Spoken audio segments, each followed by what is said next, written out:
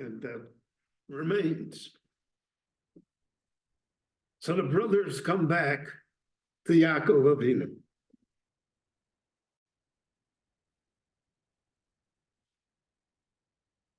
Shimon and Binyamin don't come back. They're waiting in Egypt. The other brothers come back.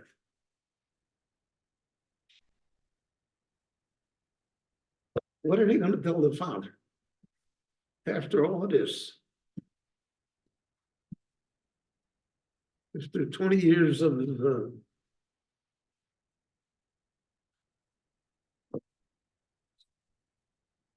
hiding the truth, avoiding the subject.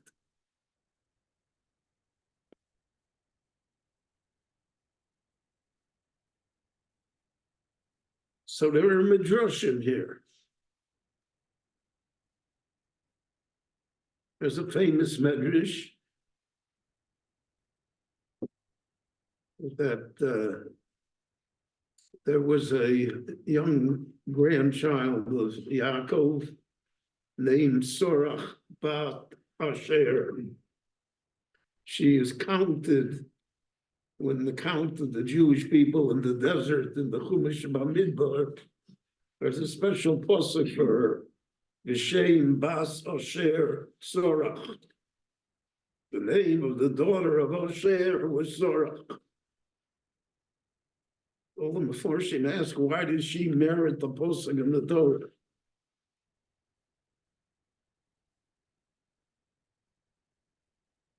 Not only that, according to Medrash, this woman lives a long life.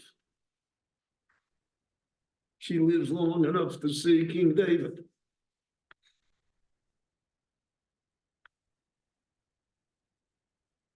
So the rabbis therefore searched for a reason for her longevity. The rabbis always looked at longevity as their why. They always say. We'll see that when we discuss Paro and Yaakov also.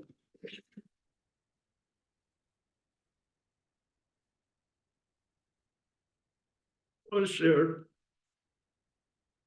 When Yaakov for 20 years mourned, she tried to comfort him. She was like his favorite grandchild, which no one is supposed to have, but everyone has.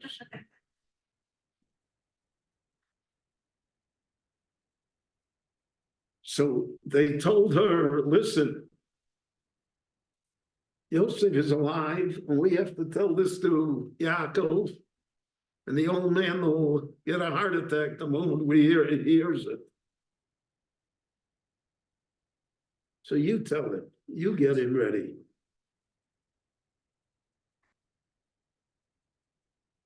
So according to the Medrash, she sang to him.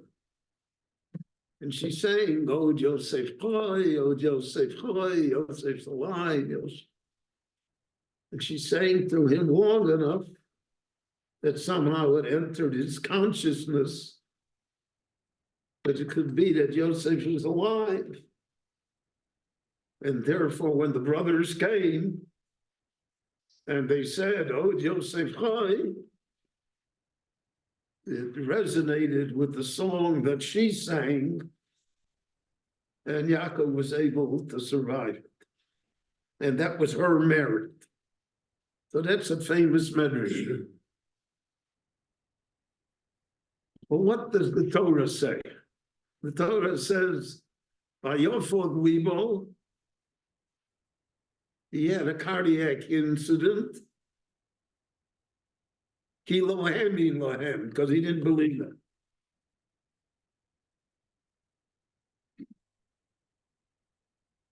Now it's perfectly understandable why he would not believe that.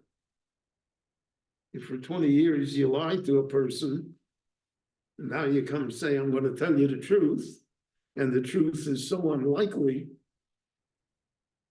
yeah, the person certainly will hesitate before he believes you. They had no track record of truth. So Yaakov does not believe the brothers. What causes him to believe? So the Torah says, "Vayares o agolos asher sholach paro." He saw the great wagons that Paro had sent to transport Yaakov and his family down to Egypt.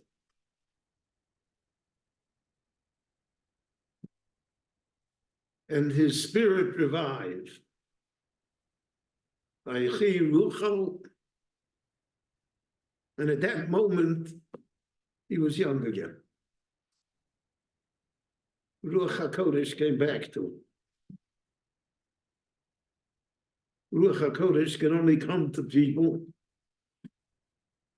if they're in a certain psychological state of mind. The Gemara says they have to be besimcha, they have to be in happiness, they have to be in contentment, they have to be satisfied. It's a level that's difficult to attain in life.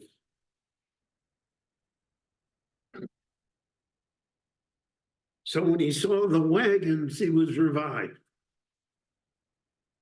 What do the wagons represent? So firstly, they represent that Yosef truly is the regent in Egypt, because otherwise, how could you get official wagons to come down here?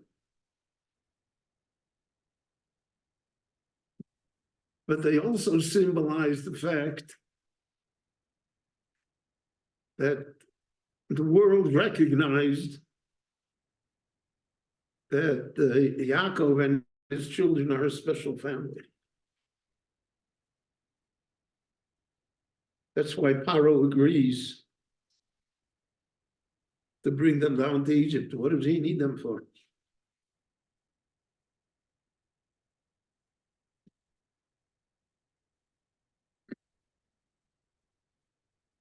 They recognize that the world recognizes that they're special. Well, special cuts many ways. You can be special, God forbid it. Negative things happen, as we can testify to. But Hakol Modim, everyone agrees that the Jewish people are special.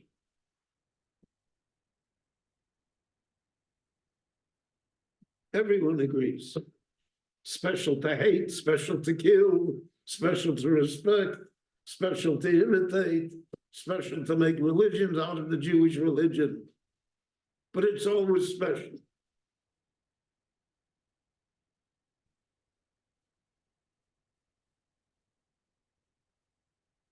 So that's the response of Yaakov. The first response of Yaakov is that Yosef being alive confirms the fact that the Jewish people are special and will always be special. And you see, look at the wagons. Why does Paro send wagons to bring us?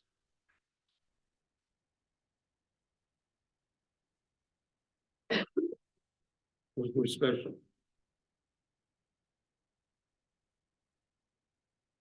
Now, if a person feels that he or she is special, then one sees life in a different perspective.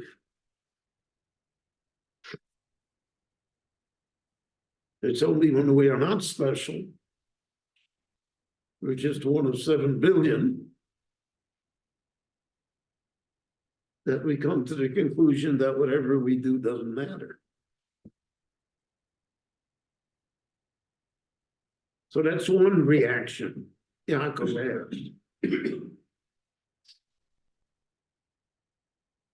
The realization that the Jewish people will always be special and that the world will recognize it. So like in the United States today, it is politically correct to say that we're against anti-Semitism and we're against Islamophobia. Like there's two problems in the United States of equal weight. But the FBI statistics released that the last month alone, there were a few thousand anti-Semitic incidents.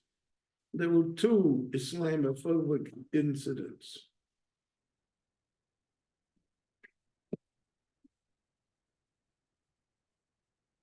So that realization of being special is important. The second incident is when Yaakov meets Yosef. So the Torah describes Yosef comes out in his chariot and he gets off and he runs forward and he embraces his father and he weeps and he kisses him. And Yaakov is more or less stoic. So it doesn't tell us what his emotional reaction was. So Rashi says there immediately, because he was reading Kriya, he was in the middle of Kriya Shema.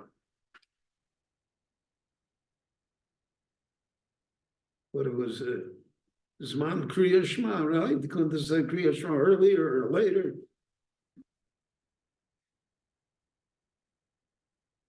What's the reaction of Yaakov to Yosef that Chazal meant when they said he's saying Kriya Shema? The Kriya Shema, in our terms, is Kabbalah Sol Malchus Shamayim. We accept upon ourselves the yoke of heaven. It's, so to speak, our oath of loyalty.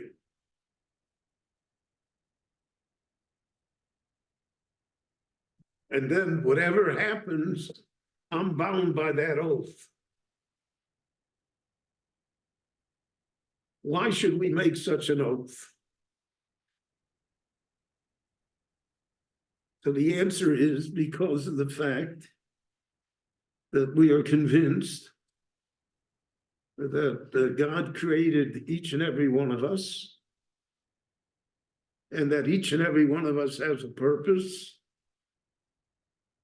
and that God expects us to fulfill that purpose.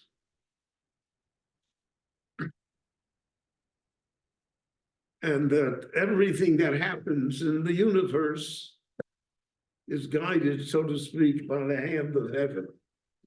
So Hashem Elokeinu, the Lord is our God, to whom we have taken this oath of loyalty. Hashem Echad, but God is one. It's not a God of goodness and a God of punishment. It's not a God of mercy and a God of judgment. Hashem Echad. The unity beyond our understanding. And therefore, when he sees Yosef, which is the height of mercy and joy for him, he says, Hashem Echad, the whole 20 years of pain is also from God. It's also part of the story.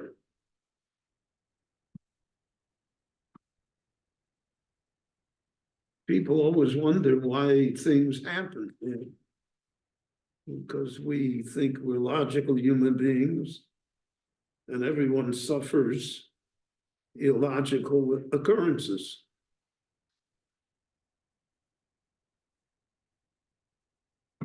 But when you say Hashem Echad, God is one, it's all the same. It's before October 7th, it's October 7th, it's after October 7th. Hashem Echad.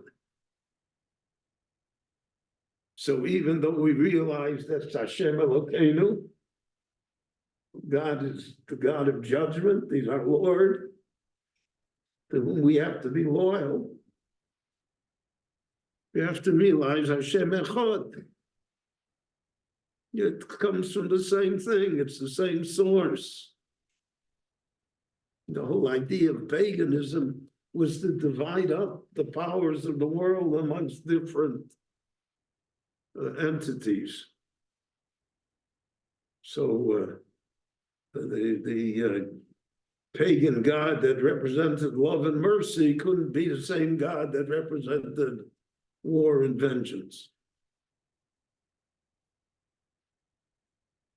But the idea that Avraham Avinu brought into the world, and that is the basis of Judaism and monotheism, is that everything, Hakol Mimcha Umimcha Hakol, everything is from you, and you're the source of everything. So when he saw Yosef, he not only was overcome with the joy of seeing his long-lost son, he was also conscious of the fact that his 20 years of pain were also included in the equation somehow. Not a happenstance. And finally, Yosef brings him before the Pharaoh, introduces him to Pharaoh, comes to the Oval Office. Pharaoh asks him a great question. How old are you?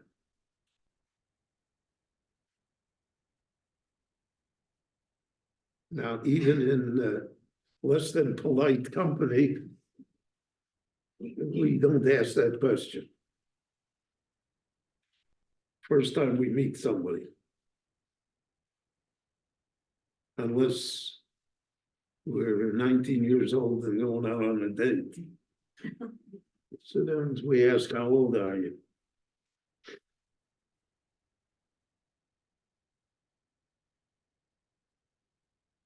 I have to admit in my own lifetime that I got married, I didn't know how old my bride was, and she didn't know how old I was.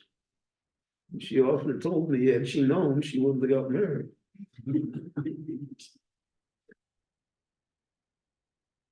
So Parah says, Kama yemei shnei chayecha, how old are you? And as perplexing as the question is, the answer is even more perplexing. Oh, Yaakov says, I had a hard life. I'm not as old as my ancestors.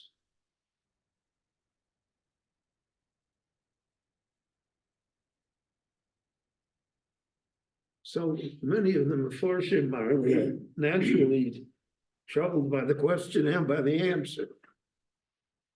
One of the ideas, and that's the idea I want to share here in conclusion, is he asked, how old are you? How long do you think you're going to last?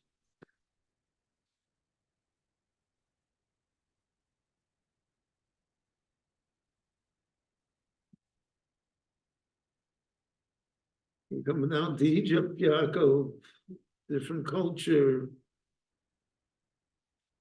It's a place of slavery. We don't tolerate strangers easily. How long do you think you're going to last here? That's a good question. And Yaakov answers him, you're right. I will go old and beaten and tired. I'm not what my forefathers were. But don't worry, Paro, I'll be around.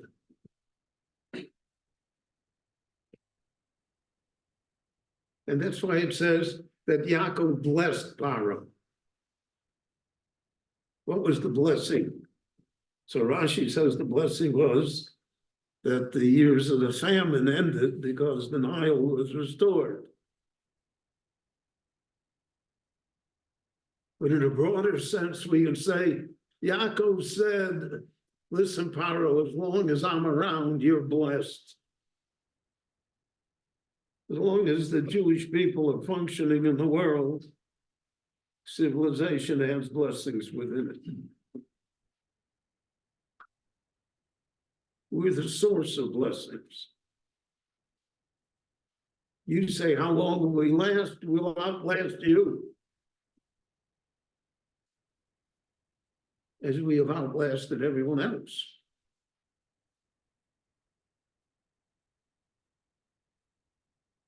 And the world is well aware of that. They don't know what to do with it. So many have tried to make it that we won't outlast. But that has proven to be a failure too. So in the responses of Paro are built in the ideas of the Jewish people, of loyalty to God, of perspective,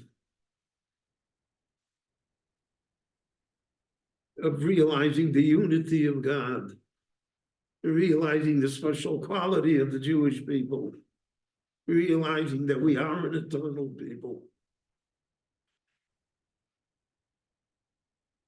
That's the ammunition that Yaakov gives to his children and grandchildren as they enter the exile of Egypt.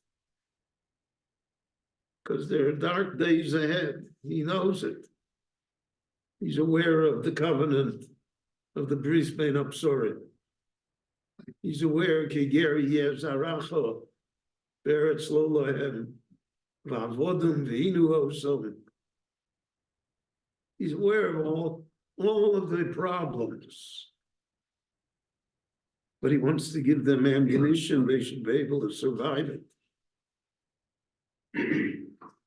So therefore, in his answers and in his response to the situations, the unbelievable situations, which the Torah describes in this week's Parsha, we see not only the greatness of Yaakov Avinu, but we see how to look at the Jewish people throughout the ages till our time as well. So thank you for coming and have a very good Shabbat. Next week it's Parshas Vayichi, God willing. And boy, the Chumash Bereshis one fast.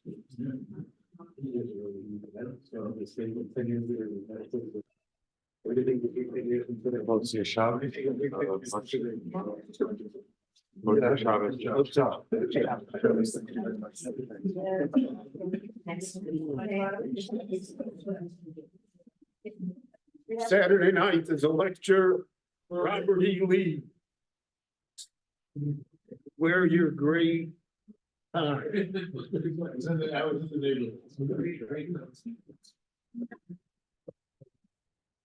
Father says, you know, it's a good share if there's resistance in the Yitzhak. Everyone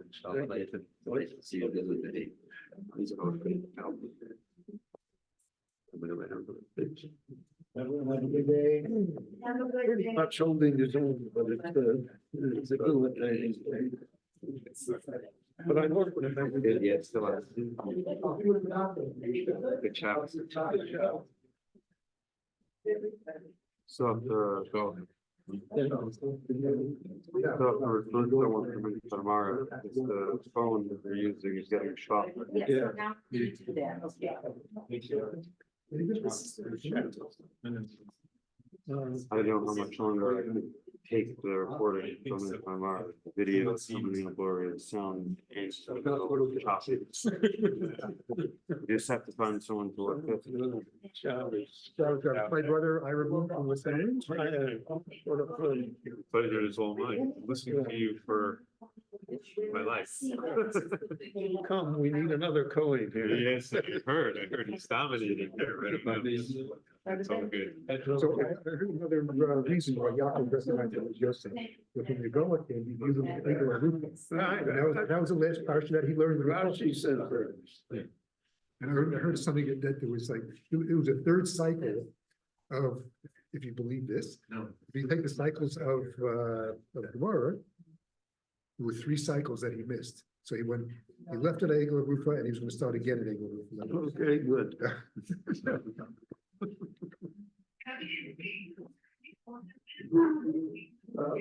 What's the best way to find someone?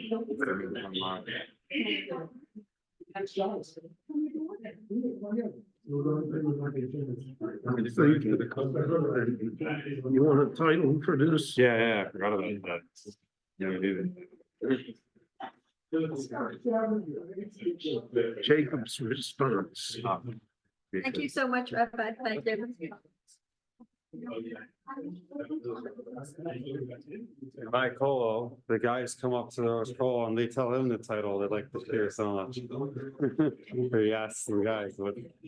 Okay, thank you. No problem. Sorry I was late.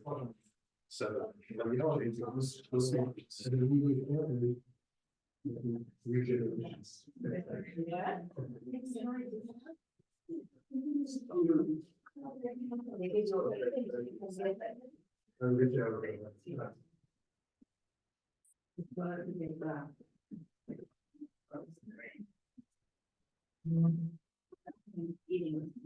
Yeah.